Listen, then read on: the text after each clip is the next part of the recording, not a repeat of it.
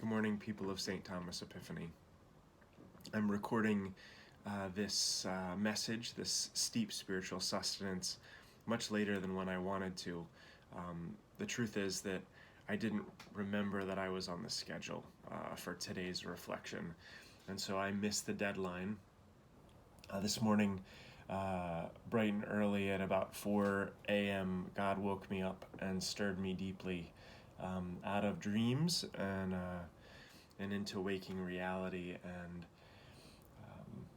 after some prayer, it's a little after 5, and I realized, oh my goodness, I was supposed to record a message. So I hope that you're getting this today, and assuming that it's late, I apologize to Lesa and to you all for my delinquency in that. I expect that none of you have ever been late for anything before, and none of you have ever had a good excuse. But it's interesting the way that our time works and how it often contrasts with God's time.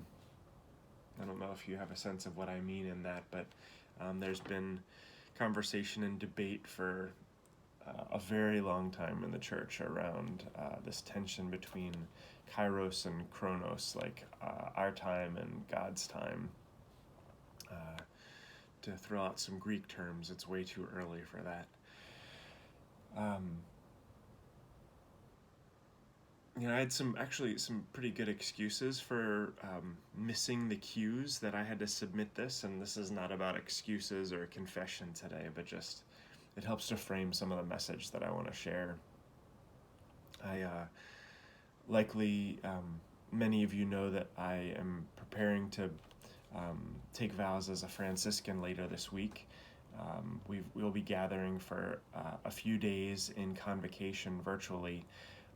I am not complete with all of the reading that I needed to do in preparation for that, and so I'm backlogged on that, and I'm also backlogged on the doctorate class that I'm supposed to be in the following few weeks, again virtually.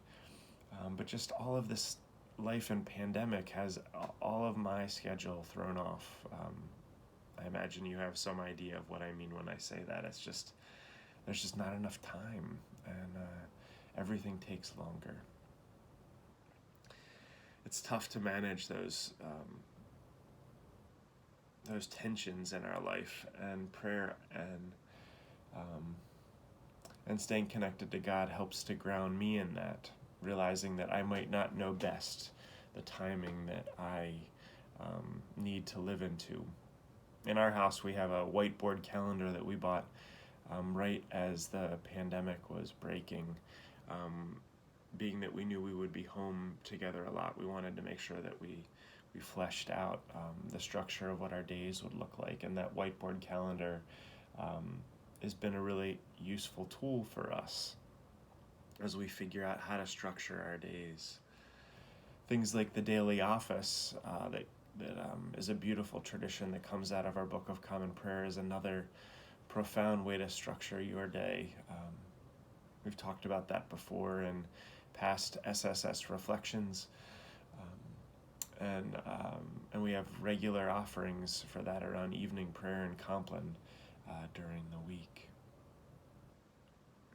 So one of the reasons that I got distracted, aside from all of the work that was going on within our steep congregation yesterday, beyond the things beyond family life and beyond the extracurricular stuff with Franciscan formation and my doctoral work, lots of good excuses, valid ones.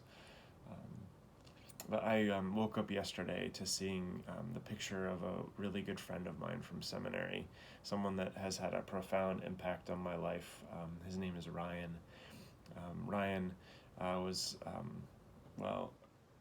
I saw a picture of him yesterday, hooked up to a bunch of tubes in the hospital in Chicago. A young guy, really healthy guy, who's lost a lot of weight since I first got to know him, and is taking really good care of himself.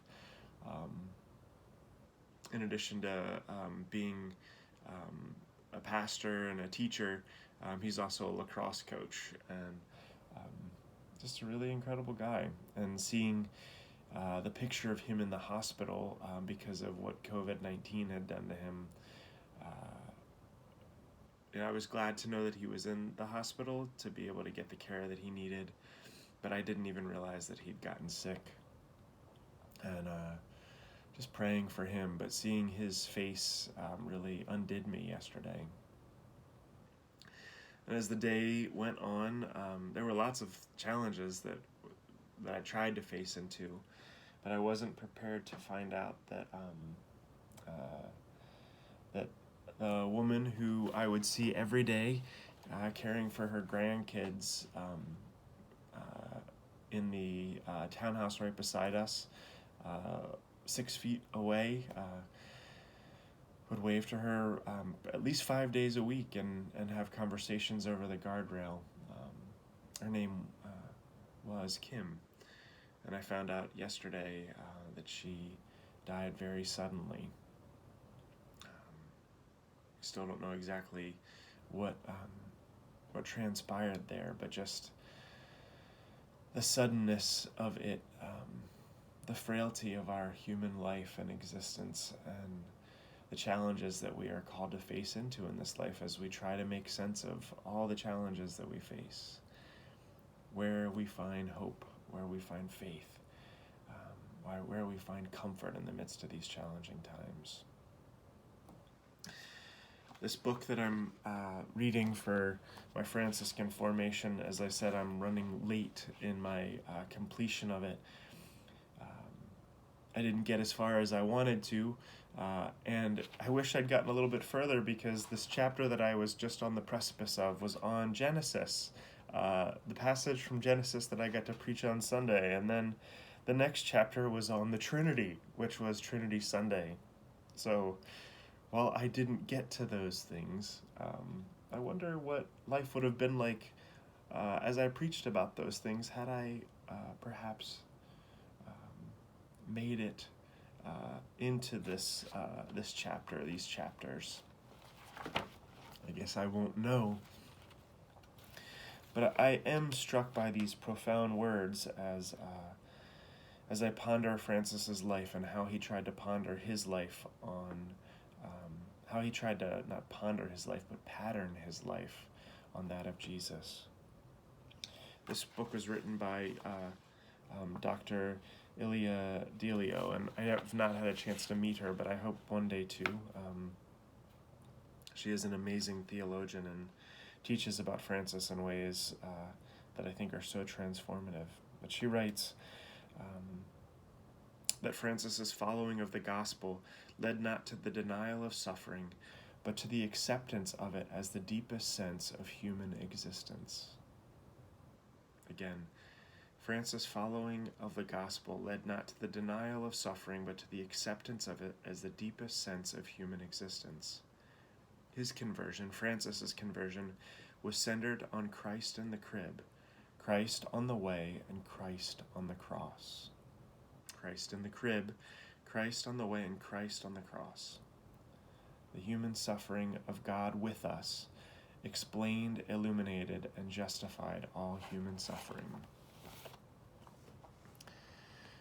Weighty things to ponder as we live through the challenges of this day, as we embrace the challenges that we face, as we feel God with us in those challenges, in our suffering. May you feel that peace of Christ, bringing you what you need this day, and guiding you as you walk the way of Jesus. Thank you, and God's peace be with you.